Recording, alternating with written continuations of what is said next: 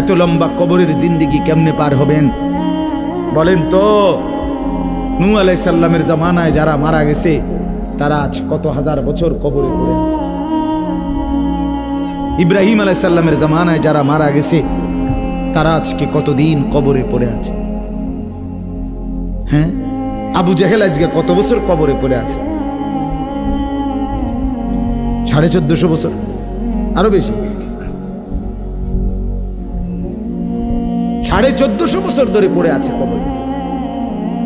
এরপরে তো হাসরের মাঠ, এরপরে তো ফুলসেরাত, এরপরে তো জাহান্নাম, আর তো রইছে। তাহলে দুনিয়ায় থাকলি কতদিন, কবরে পড়ে রইলি কতদিন? আপনি বলেন। আবু জেহেল দুনিয়াতে ছিল 800 বছর, কথা কন না? আবু লাহাব দুনিয়াতে জীবিত ছিল 900 বছর, তো কবরে আছে কত বছর? তো বাঁচছে কয় বছর? নাহলে 60 বছর, নাহলে 70 বছর, ঠিক কিনা বলেন? তাহলে দুনিয়ায় ছিলি কতদিন, কবরে আসত কতদিন? আচ্ছা, এই কথাই এখনই মনে হইল।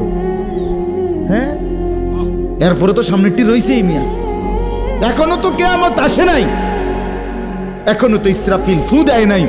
একবার ফু দিবে, সব কবরে যাবে, আবার ফু দিবে, হাসরের মাঠ কায়েম হবে। আবার হাসরের মাঠের একদিন, খোদার কসম এই কোরআনে আল্লাহ বলছে, হাসরের ময়দানের এখন একদিন, প্রতি একটা দিন কয় ঘন্টা?